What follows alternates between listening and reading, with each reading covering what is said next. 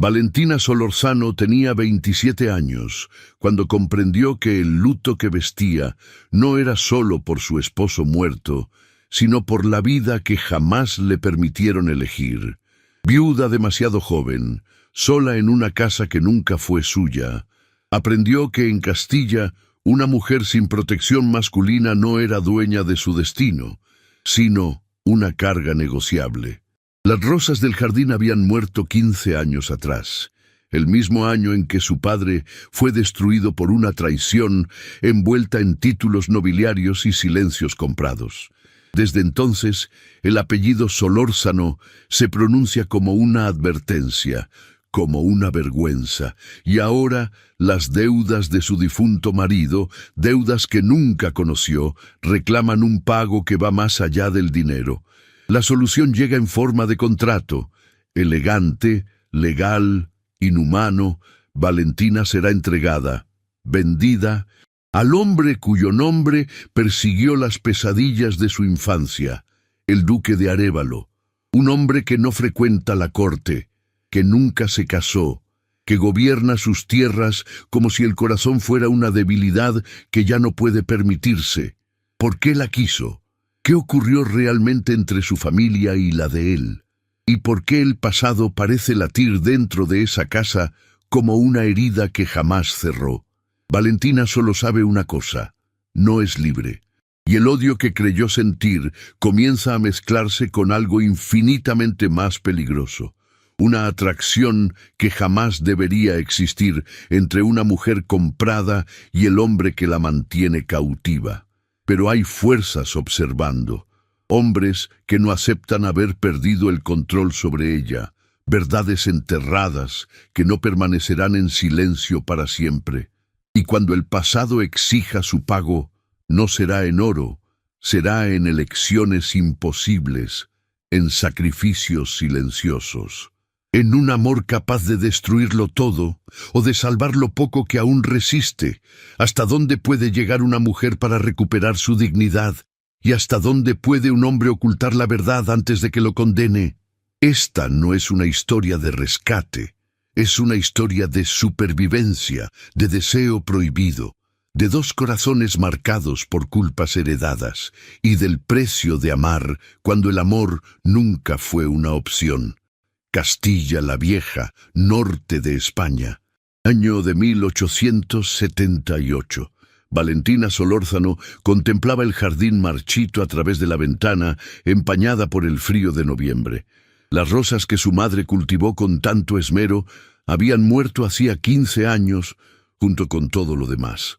El luto que vestía ya no era solo por su difunto esposo, era por la niña que fue, por las promesas que le hicieron, por cada verdad que resultó ser mentira. A los 27 años, el título de viuda pesaba sobre sus hombros como una condena. 2 años de vestidos negros que ya empezaban a desteñirse en los bordes. 2 años de comidas silenciosas en una casa que nunca fue suya. 2 años esperando que el mundo decidiera qué hacer con ella, porque las mujeres sin protección masculina no decidían nada por sí mismas. Álvaro había muerto de fiebres, tan rápido que apenas tuvo tiempo de llamar al médico. 5 días entre la primera tos y el último aliento. Valentina sostuvo su mano hasta el final, cumpliendo el deber de esposa, aunque el amor nunca hubiera florecido entre ellos. Había intentado. Durante 5 años de matrimonio, había intentado encontrar en él algo que justificara la gratitud que se suponía debía sentir, porque Álvaro Bermúdez la había rescatado. Eso le dijeron. Eso se repitió a sí misma cada noche cuando él la tocaba sin verla realmente, cuando hablaba de ella en tercera persona como si fuera un mueble particularmente útil.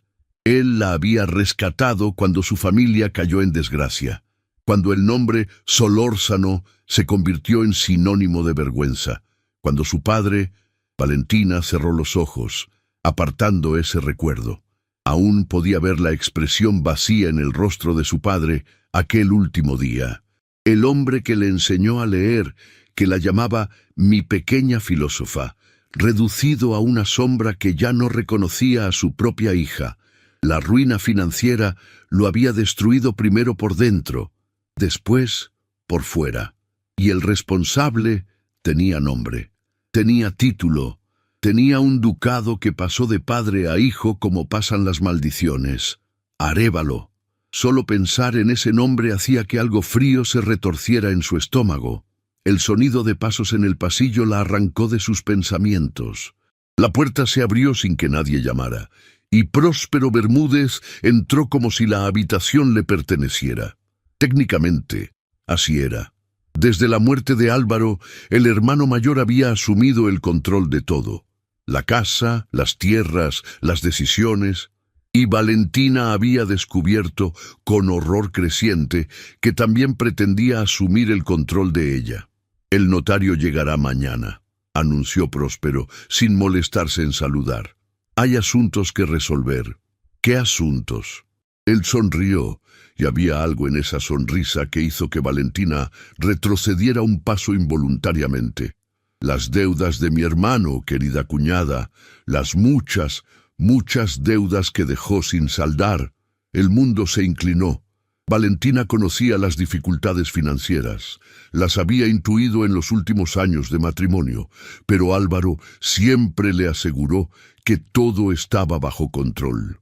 Otra mentira, una más en la montaña de mentiras sobre las que había construido su vida. ¿Cuánto? Su voz sonó extrañamente firme.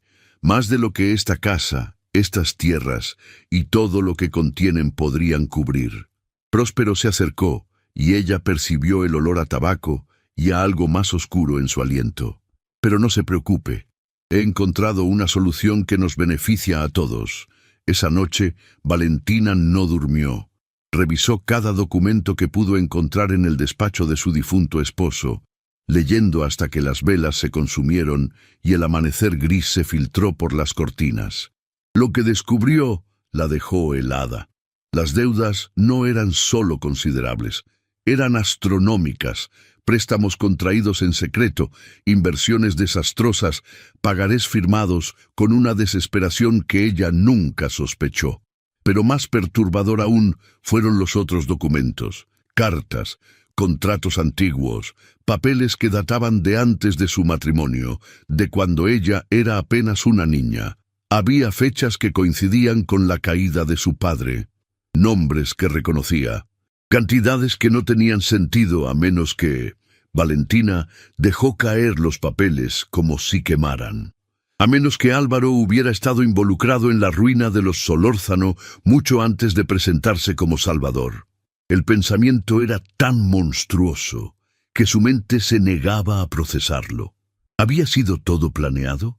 ¿El rescate, el matrimonio, los años de gratitud forzada? ¿Había sido ella, desde el principio, no una esposa sino un trofeo? ¿La prueba viviente de una victoria que nunca comprendió?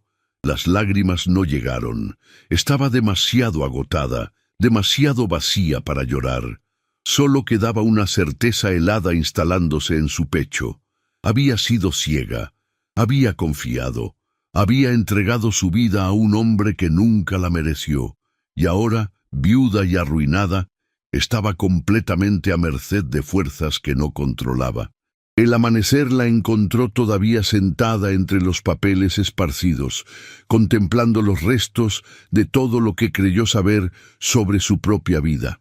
Al día siguiente, el notario traería noticias que convertirían su pesadilla en algo mucho peor, porque las deudas exigían un pago que iba más allá del dinero, y el comprador ya había sido encontrado. El notario llegó cuando el reloj del vestíbulo marcaba las 11 de la mañana. Don Sebastián Olmedo era un hombre de rostro afilado y moral flexible, del tipo que servía a quien pagara mejor sin hacer preguntas incómodas. Sus ojos pequeños evaluaban a Valentina con la frialdad de quien calcula el valor de una mercancía antes de fijar el precio. Próspero había dispuesto que la reunión se celebrara en el salón principal, un espacio demasiado amplio para 3 personas, donde cada palabra resonaba contra las paredes como veredicto inapelable. Valentina se sentó en la silla que le indicaron, cruzando las manos sobre el regazo para ocultar el temblor que no lograba dominar.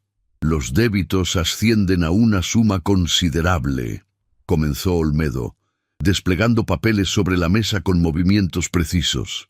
«Préstamos comerciales impagos, intereses acumulados durante años, penalidades por demora que duplican las cantidades originales.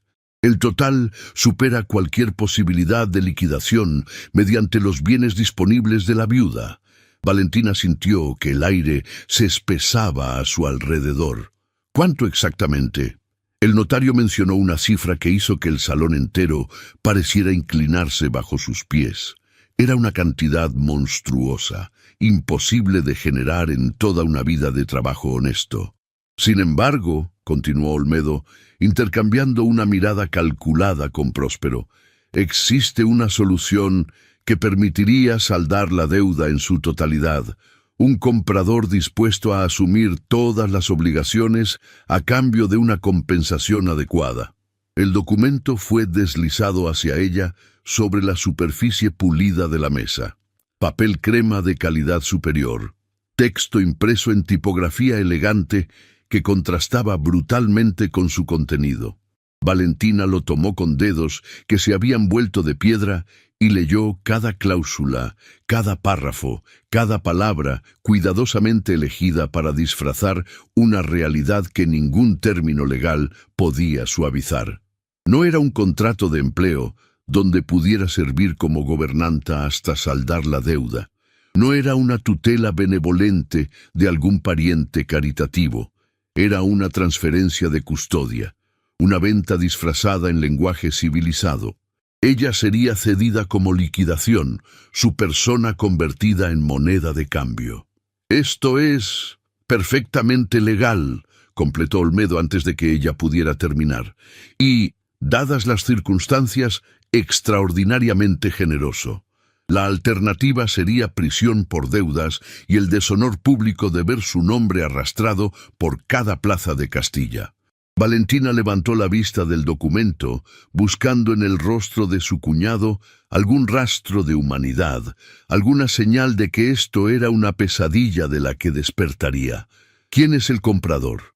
El silencio que siguió fue denso, cargado de anticipación.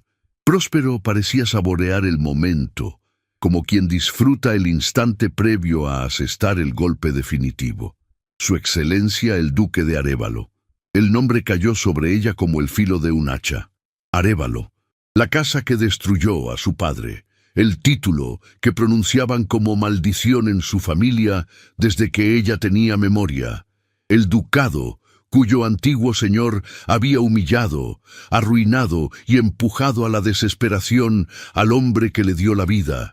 Valentina aún recordaba los ojos vacíos de su padre en aquellos últimos días, la forma en que dejó de reconocerla, el silencio que precedió al final. Y ahora el hijo, el heredero de aquella crueldad. No, la palabra escapó antes de que pudiera contenerla, nacida de lo más profundo de su ser.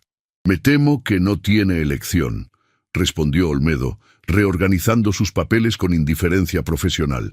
«La transacción ya fue acordada. Solo resta su firma para formalizar los términos». Valentina se puso de pie tan bruscamente que la silla cayó hacia atrás con estrépito. «Prefiero la prisión. Prefiero la deshonra. Prefiero cualquier destino antes que pertenecer a esa casa». Próspero rió suavemente, un sonido desprovisto de humor. «Qué dramática, pero permítame recordarle algo, querida cuñada. Firmará porque no tiene alternativa que no termine en ruina absoluta. Y lo hará hoy, antes de que el sol se ponga, porque el duque ya envió su carruaje. El viaje hasta la propiedad de Arévalo duró casi un día entero». Valentina contempló el paisaje castellano a través de la ventanilla sin realmente verlo, su mente atrapada en un torbellino de preguntas sin respuesta. ¿Por qué el duque de Arévalo la había comprado? ¿Venganza tardía contra los Solórzano? ¿Una forma de completar la destrucción que su padre comenzó décadas atrás? Recordaba fragmentos de lo que escuchó sobre él a lo largo de los años. Que heredó el título muy joven, apenas 21, cuando el viejo duque murió, que se retiró de la vida social casi por completo, rechazando invitaciones a la corte, que administraba sus tierras con eficiencia, pero rara vez se le veía fuera de ellas, que nunca se había casado, y que tenía una mirada que parecía atravesar las máscaras que las personas vestían. La propiedad surgió cuando el sol comenzaba a descender, una construcción de piedra antigua, imponente sin ostentación, con líneas austeras que no admitían frivolidad. Ventanas altas y estrechas observaban su llegada como ojos que jamás parpadeaban. Una mujer de mediana edad apareció en la entrada principal. Cabello gris, recogido con severidad, vestido negro sin adornos. Doña Valentina. Soy doña Eugenia, gobernanta de esta casa. Su excelencia la espera en el salón principal. Sígame. El interior confirmaba lo que el exterior prometía. Pasillos en penumbra, silencio tan denso que Valentina podía escuchar su propio corazón. Orden impecable que sugería disciplina férrea. Ausencia total de calor humano. Llegaron ante una puerta doble de roble oscuro. Doña Eugenia llamó una vez, abrió sin esperar respuesta, y se apartó. Valentina respiró hondo y entró. Él estaba de pie junto a la chimenea encendida, de espaldas a la entrada. Alto, vestido enteramente de negro, su silueta recortada contra las llamas como una sombra que hubiera cobrado forma sólida. Cuando se giró, Valentina necesitó reunir toda su fuerza interior para no retroceder. No había cambiado desde aquel breve encuentro años atrás en una recepción donde sus caminos se cruzaron por única vez. Quizá estaba más austero, los rasgos angulares acentuados por algo que podría ser cansancio o soledad perpetua. Pero los ojos eran exactamente como los recordaba, oscuros como pozos sin fondo, penetrantes. Viéndola de una manera que nadie jamás la había visto, como si pudiera leer cada secreto que ella guardaba. El silencio se extendió entre ellos. Valentina levantó el mentón, negándose a mostrar el miedo que la paralizaba por dentro. Su excelencia, doña Valentina. Su voz era grave, controlada, desprovista de cualquier emoción que ella pudiera identificar. ¿Está usted al tanto de los términos del acuerdo? No era una pregunta, era una constatación. Perfectamente al tanto, su excelencia. Algo cruzó la expresión de él, tan fugaz que Valentina no pudo descifrarlo. Muy bien, entonces comprende que tendrá alojamiento adecuado, libertad de movimiento dentro de los límites de esta propiedad, y será tratada con el respeto debido. No espero servilismo. Solo convivencia civilizada entre dos personas que comparten el mismo espacio por necesidad contractual. Convivencia. La palabra sonó extrañamente íntima viniendo de aquel hombre que parecía forjado en piedra fría. Valentina asintió brevemente, sin confiar en su voz. Doña Eugenia la conducirá a sus aposentos. La cena se sirve a las 8 en punto. Se giró nuevamente hacia la chimenea, dando por terminada la audiencia con la misma formalidad con que la inició. Pero Valentina no se movió inmediatamente. Observó la rigidez de sus hombros, la tensión visible en su mandíbula, las manos cruzadas a la espalda cerradas en puños apretados. Había esperado crueldad, había esperado humillación calculada. Había esperado que el hijo completara con saña la destrucción que el padre comenzó. En cambio, había encontrado un hombre que parecía cargar un peso invisible sobre los hombros. Un hombre que la miraba no con desprecio ni con lujuria, sino con algo que, inexplicablemente, se parecía a la culpa. ¿Por qué el duque de Arévalo se sentía culpable ante ella? La pregunta la acompañó mientras seguía a la gobernanta por los pasillos silenciosos y continuó atormentándola cuando la noche cayó sobre aquella casa que ahora era su prisión. Las primeras semanas transcurrieron en un silencio denso que parecía tener peso propio. Valentina y el duque compartían la cena cada noche en el comedor formal, sentados en extremos opuestos de una mesa diseñada para 20 comensales. Los platos llegaban y se retiraban con eficiencia fantasmal. Las palabras intercambiadas rara vez superaban las cortesías básicas. «La sopa es de su agrado, perfectamente adecuada, gracias». Y el silencio regresaba, espeso como la niebla que cubría los campos cada amanecer. Valentina exploraba la propiedad durante las horas en que el duque se encerraba en su despacho. Descubrió jardines que alguna vez fueron magníficos, ahora mantenidos con precisión, pero sin alma. Una capilla privada donde el polvo se acumulaba sobre los reclinatorios, una sala de música con un piano de cola cubierto por una sábana blanca, intocado durante años. Cada rincón de aquella casa hablaba de una vida que se había detenido en algún momento del pasado, congelada en una rutina que excluía cualquier posibilidad de alegría. No era crueldad lo que encontraba, era ausencia, como si el duque hubiera vaciado deliberadamente cada espacio de cualquier cosa que pudiera hacerlo sentir. Fue en la cuarta semana cuando todo cambió. Valentina estaba en el jardín trasero, intentando identificar las hierbas que crecían salvajes entre los rosales abandonados, cuando escuchó los gritos. Venían del camino que conectaba la propiedad con la aldea más cercana, voces agitadas que rompían la quietud habitual. Corrió hacia el sonido y encontró a dos criados inclinados sobre algo en el suelo. No algo, alguien, una niña pequeña, no mayor de 7 años, inconsciente y cubierta de barro. Sus ropas estaban raídas, su rostro demacrado por el hambre. «¿Qué ha ocurrido?» «La encontramos en el lindero, doña Valentina. Debe haberse desmayado. No sabemos de dónde viene. Llévenla adentro, inmediatamente». Doña Eugenia protestó cuando vio a los criados entrar con la niña en brazos, murmurando sobre enfermedades y pulgas y la impropiedad de meter vagabundos en una casa ducal. Pero Valentina no escuchó. Ordenó que prepararan una habitación, que calentaran agua, que trajeran caldo y mantas limpias. El duque apareció cuando el alboroto alcanzó el vestíbulo principal. «¿Qué significa esto?» Su voz cortó el aire como una cuchilla. Valentina se giró para enfrentarlo, la niña inconsciente todavía en brazos de un criado. Una niña abandonada, su excelencia, encontrada en sus tierras, medio muerta de hambre y frío. Con su permiso, o sin él, no pienso dejarla morir en el camino. Algo cruzó el rostro del duque. No era ira, como ella esperaba. Era algo más profundo, más doloroso, que desapareció tan rápido como llegó. «Haga lo que considere necesario», dijo finalmente, con voz extrañamente ronca, y se retiró a su despacho sin mirar atrás. La niña se llamaba Amara, o al menos ese fue el nombre que susurró cuando finalmente despertó 3 días después, con ojos enormes y asustados que observaban cada rincón de la habitación como buscando una vía de escape.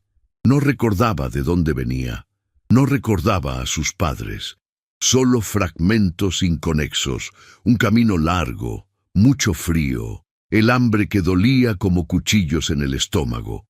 Valentina se instaló junto a su cama y no se movió.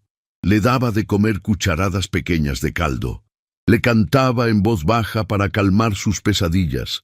Le contaba historias de princesas y caballeros, inventadas sobre la marcha. Cualquier cosa para arrancar una sonrisa de aquel rostro demacrado. Y poco a poco, la niña empezó a responder. Primero con miradas menos aterradas, después con palabras sueltas, finalmente con una sonrisa tímida que iluminó sus ojos oscuros y transformó su rostro. El duque mantenía distancia, pero Valentina notaba su presencia. Lo encontraba observando desde el umbral de la puerta, siempre retirándose cuando ella levantaba la vista. Lo escuchaba preguntar a doña Eugenia sobre el estado de la niña, con una preocupación que intentaba disfrazar de mera cortesía administrativa.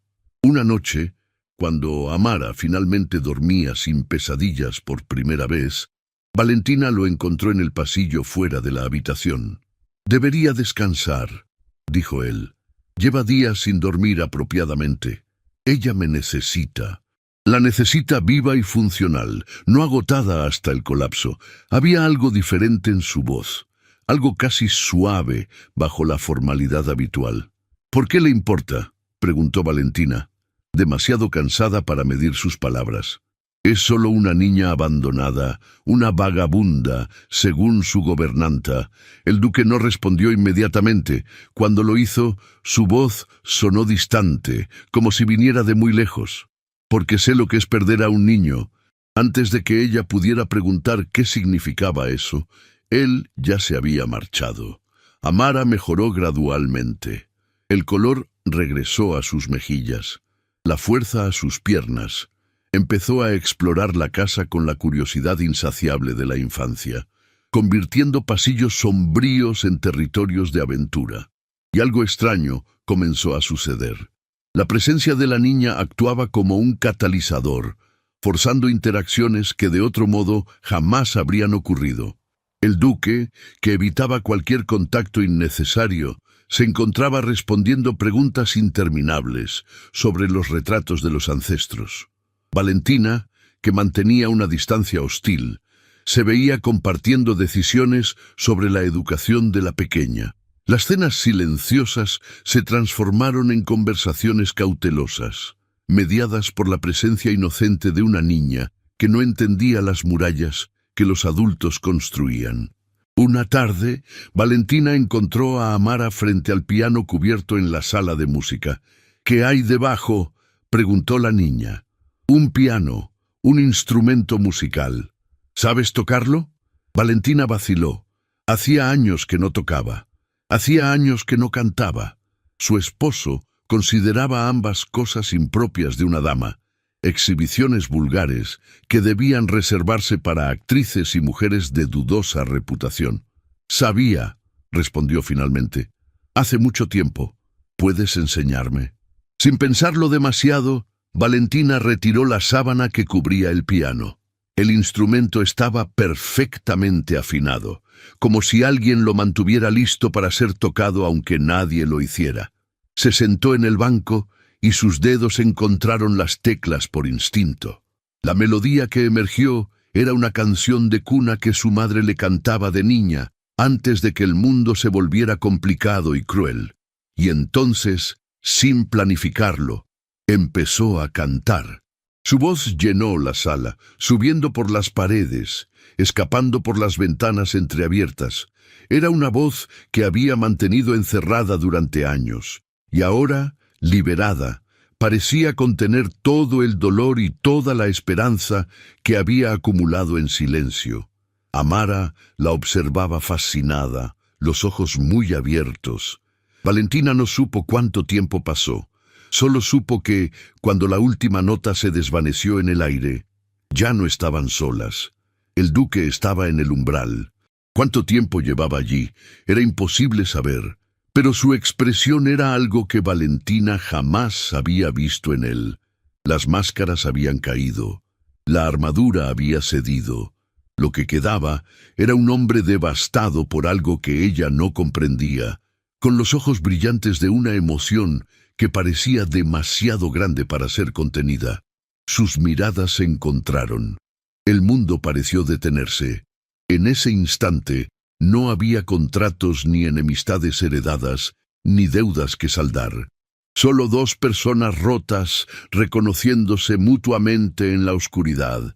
Amara rompió el hechizo con una risa deleitada, aplaudiendo con sus manos pequeñas. «¡Otra vez! ¡Canta otra vez!». El duque parpadeó, como despertando de un trance. La máscara regresó a su lugar, aunque no tan perfectamente ajustada como antes. Había grietas ahora, fisuras por donde se filtraba algo humano. «Tiene usted un don extraordinario, doña Valentina», dijo, con voz que no era del todo firme. «Es un crimen que lo haya mantenido oculto», y se marchó antes de que ella pudiera responder. Esa noche, cuando Amara finalmente dormía y la casa había caído en su silencio habitual, Valentina se encontró ante la ventana de su habitación, contemplando los jardines bañados por la luz de la luna. Algo había cambiado, algo se había roto, o quizá construido en aquel momento en la sala de música. El hombre al que había odiado toda su vida, el heredero del enemigo de su familia, la había mirado como si ella fuera algo precioso, algo digno de ser visto.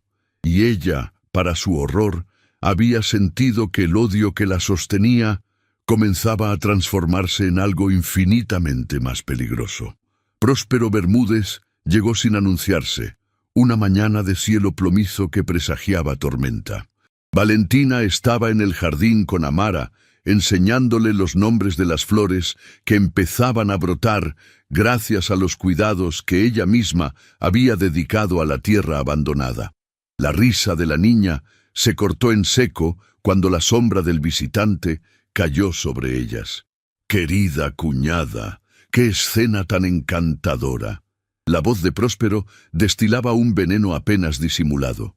Valentina se puso de pie, colocándose instintivamente entre él y la niña. «No recuerdo que Su Excelencia lo haya invitado. Su Excelencia y yo tenemos asuntos que discutir, asuntos que la conciernen directamente».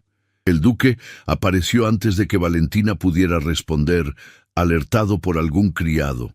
Su expresión era la máscara impenetrable de siempre, pero había algo tenso en la línea de sus hombros. «Señor Bermúdez, no esperaba su visita. Ciertos asuntos no pueden esperar, Su Excelencia. ¿Podemos hablar en privado?» La reunión se celebró en el despacho del duque, con las puertas cerradas. Valentina llevó a Amara de vuelta a la casa, pero no pudo quedarse quieta. Caminaba por el pasillo, incapaz de ignorar la sensación de que algo terrible estaba por suceder. Cuando las voces se elevaron lo suficiente para atravesar la madera, se acercó sin pensarlo. «Derechos legales sobre la viuda de mi hermano». La voz de Próspero era acerada. «Como pariente varón más cercano del difunto, puedo reclamar su tutela. Ella no necesita tutela. Está bajo mi protección por contrato legal. Un contrato que puede ser impugnado, especialmente cuando existen irregularidades». Silencio tenso. «¿Qué irregularidades? Usted sabía perfectamente quién era ella cuando la compró, ¿verdad? La hija de Héctor Solórzano, el hombre que su padre destruyó». Valentina sintió que el suelo se movía bajo sus pies. «Eso no tiene relevancia», respondió el duque, pero había algo en su voz que no estaba antes. «No la tiene. Comprar a la hija del enemigo de su casa, instalarla en su propiedad, mantenerla cerca. Algunos podrían interpretar eso como un acto de venganza prolongada. Otros podrían pensar que es algo más perverso. Cuidado con sus insinuaciones. No son insinuaciones, Su Excelencia. Son hechos. Y tengo otros hechos que podrían resultarle incómodos si llegaran a oídos equivocados. Hechos sobre cierta muchacha, hace años, sobre un niño que nació y desapareció». El silencio que siguió fue absoluto. «¿Qué quiere?». La voz del duque sonó como piedra quebrándose. «A Valentina. Me casaré con ella, mantendré las propiedades de los Bermúdez en la familia, y usted podrá continuar con su vida de ermitaño sin más interferencias. Ella no es una moneda de cambio. Ya lo fue una vez. ¿Por qué sería diferente ahora?». Valentina no escuchó la respuesta. Corrió hacia su habitación, el corazón latiendo tan fuerte que apenas podía respirar. Él sabía. Desde el principio, el duque sabía quién era ella. Sabía que era la hija del hombre que su familia había destruido, y aún así la compró. ¿Por qué? ¿Venganza? ¿Culpa? ¿O algo más retorcido que ella no lograba comprender? Y ahora Próspero amenazaba con revelar secretos del pasado del duque. Un niño que nació y desapareció. Las palabras que él había pronunciado aquella noche en el pasillo cobraban un significado terrible. Sé lo que es perder a un niño. Esa noche, Valentina buscó respuestas donde sabía que podía encontrarlas, en el despacho del duque, mientras él cenaba solo en el comedor. Los cajones estaban cerrados con llave, pero el escritorio tenía papeles a la vista, correspondencia, documentos legales, y entre ellos una carpeta con su nombre. Lo que encontró dentro hizo que las lágrimas corrieran por sus mejillas antes de que pudiera detenerlas. Cartas, investigaciones, un informe detallado sobre las circunstancias de la ruina de su padre, y la verdad, escrita en tinta descolorida. Héctor Solórzano no fue destruido por el antiguo duque de Arévalo. Fue traicionado por sus propios socios comerciales, hombres que falsificaron documentos, que manipularon deudas, que lo empujaron al abismo mientras se repartían sus despojos. Los nombres de esos socios estaban subrayados: Álvaro Bermúdez, Próspero Bermúdez, el hombre con quien se casó, el hombre que ahora quería reclamarla. Ellos habían destruido a su padre, no los Arévalo, los Bermúdez. Y el duque lo sabía, tenía las pruebas. ¿Por qué no se lo había dicho? Pensaba decírselo. La voz a sus espaldas la hizo girar bruscamente. El duque estaba en el umbral, con expresión indescifrable. Pensaba decírselo cuando encontrara el momento adecuado, cuando supiera que no lo usaría contra mí. ¿Usarlo contra usted? Valentina apenas podía hablar. Usted sabía la verdad sobre mi padre y no me dijo nada, porque necesitaba que confiara en mí primero, y porque vaciló. Porque temía que, al saber que la compré sabiendo quién era usted, pensara lo peor de mis intenciones. ¿Y cuáles eran sus intenciones? Él avanzó un paso, solo uno. Reparación. Mi padre actuó contra el suyo basándose en información falsa, información proporcionada por los Bermúdez. Cuando murió, descubrí la verdad entre sus papeles, junto con una confesión que nunca tuvo el valor de hacer pública. Cargó esa culpa hasta la tumba. Y usted decidió cargarla en su lugar. Decidí hacer lo que él no pudo. Cuando supe que la viuda de Álvaro Bermúdez estaba siendo vendida por deudas fraudulentas, vi la oportunidad de al menos salvarla del destino que ellos habían planeado. ¿Qué destino? Próspero quería que usted fuera comprada por alguien que la humillara, que la destruyera como destruyeron a su padre. Yo intervine antes de que eso sucediera. Valentina lo miró, buscando la mentira en sus ojos. No la encontró. ¿Por qué no me dijo esto desde el principio? Porque usted me odiaba, y tenía razones para hacerlo. Aunque fueran las razones equivocadas, necesitaba tiempo. ¿Tiempo para qué? No era una pregunta. El duque no respondió con palabras, pero la forma en que la miraba decía todo lo que el silencio callaba. Valentina debería haber sentido alivio, debería haber sentido gratitud. En cambio, sintió terror, porque ahora entendía que lo que crecía entre ellos era real, y eso lo hacía infinitamente más peligroso. Próspero no se detendrá, dijo ella, rompiendo el momento. Amenazó con revelar su secreto. El niño. El rostro del duque se cerró como una puerta. Eso no es asunto suyo. Lo es si él lo usa para destruirlo. Lo es si yo soy la causa. Usted no es la causa de nada. Entonces déjeme ayudar. Déjeme. No. La palabra fue definitiva. El duque se giró para marcharse. Esto termina aquí. Mañana contactaré a mis abogados. Encontraré una forma legal de protegerla sin exponernos a ambos. Pero Valentina sabía que no había forma legal que detuviera a un hombre como Próspero. Y sabía algo más. Mientras ella estuviera allí, el duque sería vulnerable. Sus secretos serían armas, su pasado, munición. La decisión se formó en su mente con claridad terrible. Si quería protegerlo, a él, a Amara, a todo lo que habían construido sin querer, tenía que irse. Tenía que darle a Próspero lo que quería antes de que destruyera todo lo demás. Esa madrugada, mientras la casa dormía, Valentina escribió 2 cartas. Una para Amara, prometiendo que volverían a verse. Otra para el duque, explicando lo que no podía decir en voz alta.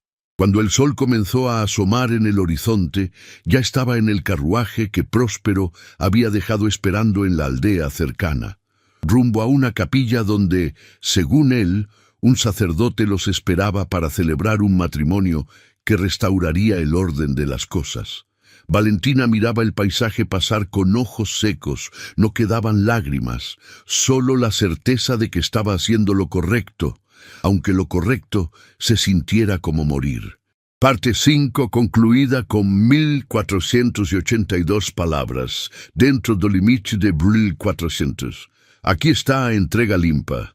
Doña Eugenia encontró las cartas cuando fue a despertar a Valentina para el desayuno. El grito que dio resonó por toda la casa.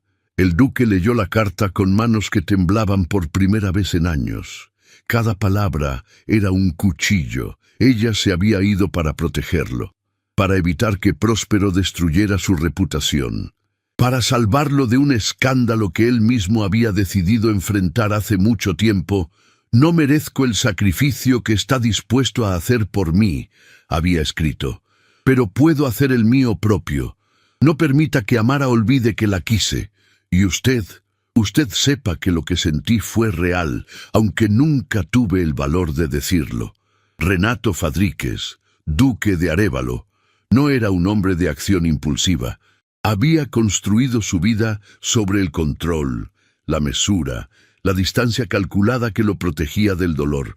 Pero en ese momento, mientras las palabras de Valentina se grababan a fuego en su mente, algo se rompió dentro de él. O quizá, finalmente, se liberó. «Ensille mi caballo», ordenó a un criado. «Ahora». «Pero su excelencia, no sabemos a dónde». «La capilla de San Millán». Próspero mencionó una vez que tenía influencia sobre el párroco de allí. «Es la única lo suficientemente aislada para lo que planea». Cabalgó como no lo había hecho desde su juventud, cuando todavía creía que el mundo podía ser conquistado con suficiente velocidad y determinación. El viento le cortaba el rostro. El corazón le latía con una fuerza que había olvidado que existía. La capilla de San Millán estaba a 2 horas de camino a galope tendido. Renato las cubrió en menos de 1:30, destrozando a su caballo en el proceso, sin importarle nada excepto llegar. Cuando divisó la construcción de piedra entre los árboles, vio también lo que temía: el carruaje de Próspero estacionado frente a la entrada y 2 hombres de aspecto rudo custodiando la puerta.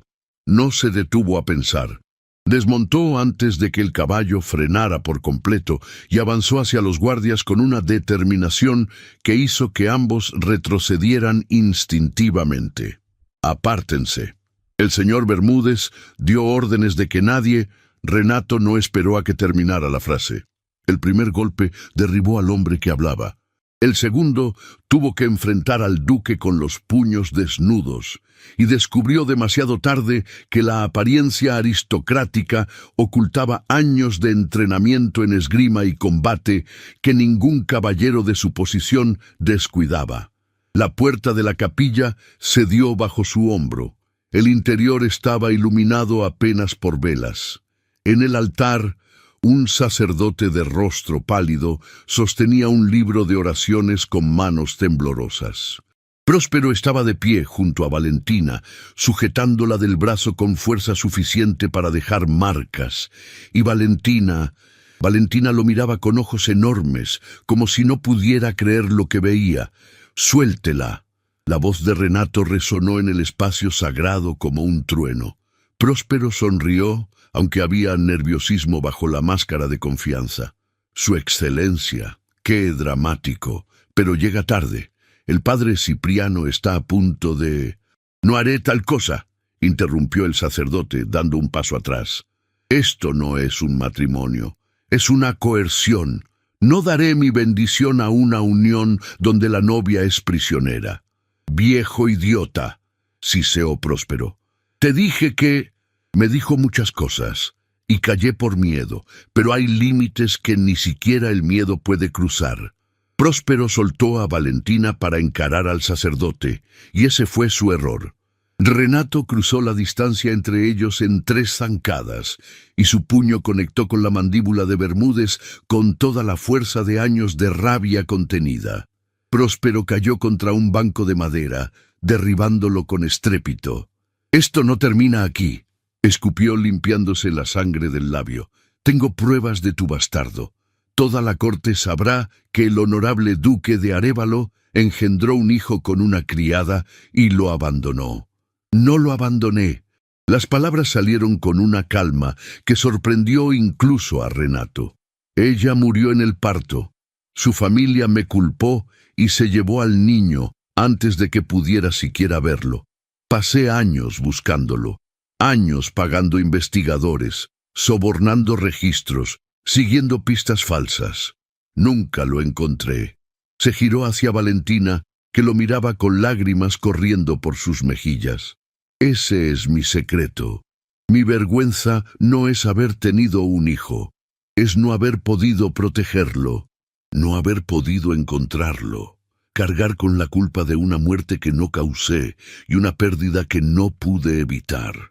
«¡Qué conmovedor!», se burló Próspero, poniéndose de pie. «Pero el escándalo sigue siendo... el escándalo soy yo». Valentina dio un paso adelante, la voz firme a pesar de las lágrimas.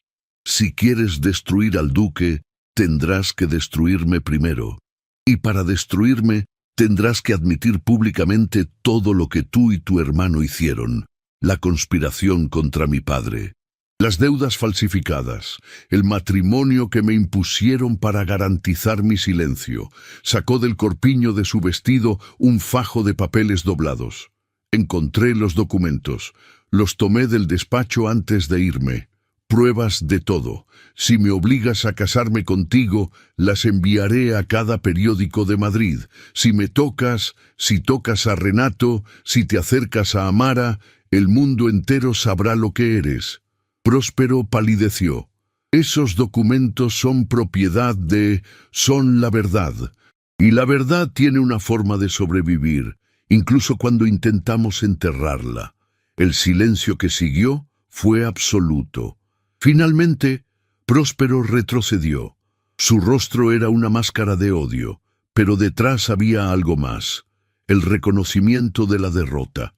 «Esto no ha terminado», dijo, mientras se dirigía hacia la puerta. «Sí, ha terminado», respondió Renato. «Y si alguna vez vuelves a acercarte a ella, no será la ley quien te detenga, seré yo». Próspero se marchó sin mirar atrás. El sonido de su carruaje alejándose fue como el final de una tormenta. El padre Cipriano se retiró discretamente a la sacristía, murmurando algo sobre necesitar aire fresco. Y entonces solo quedaron ellos dos, Valentina y Renato, en una capilla vacía, con la verdad desnuda entre ambos. «Viniste», susurró ella. «¿Cómo podría no hacerlo?». Él se acercó despacio, como quien se aproxima a algo frágil y precioso. «Me dijiste que te fuiste para protegerme. Pero ¿quién te pidió que me protegieras? ¿Quién te dio el derecho de decidir por mí? Yo... Escúchame». Le tomó las manos, y su voz se quebró por primera vez. «Pasé 12 años construyendo muros, 12 años convenciéndome de que no necesitaba a nadie. Y entonces llegaste tú, con tu orgullo y tu dolor, y esa voz que canta como si el mundo pudiera romperse y reconstruirse al mismo tiempo, y derribaste cada muro sin siquiera intentarlo». Valentina sollozó. «Te odié. Odié tu nombre, tu casa, todo lo que representabas. Lo sé. Y ahora... Ella levantó la vista. Sus ojos, brillantes de lágrimas, encontraron los de él. «Ahora no puedo imaginar un mundo donde no estés». Renato la besó. No fue un beso suave ni tentativo. Fue un beso que contenía todo lo que no habían dicho, todas las noches de silencio, todas las miradas robadas, todo el miedo y la esperanza y el deseo que habían mantenido encerrado durante demasiado tiempo. Cuando se separaron, ambos temblaban. «Cásate conmigo», dijo él, «no por contrato, no por deuda, por elección». Sí.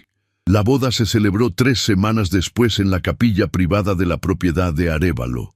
Asistieron solo los criados, el padre Cipriano, que viajó especialmente para oficiar, y una niña de 7 años que insistió en llevar las flores.